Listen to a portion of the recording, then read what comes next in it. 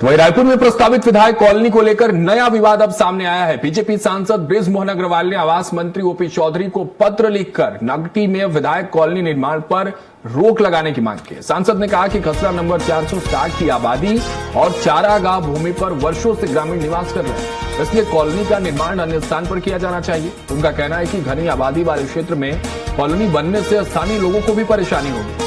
ग्राम पंचायत नगटी के सरपंच के आग्रह पर यह मांग शासन के समक्ष रखी गई है।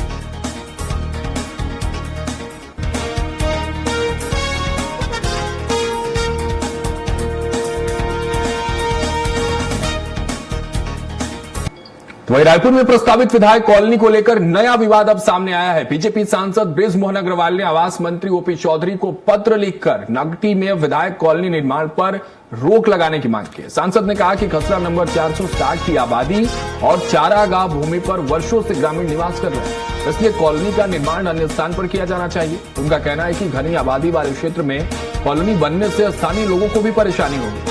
ग्राम पंचायत नगटी के सरपंच के आग्रह पर यह मांग शासन के समक्ष रखी गई है।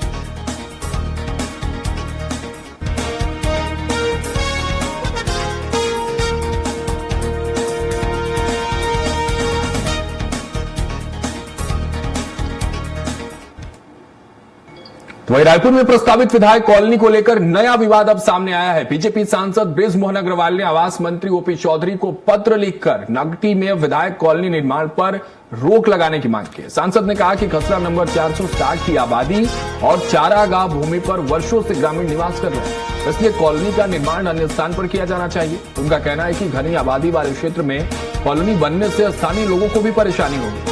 ग्राम पंचायत नगटी के सरपंच के आग्रह पर यह मांग शासन के समक्ष रखी गई है।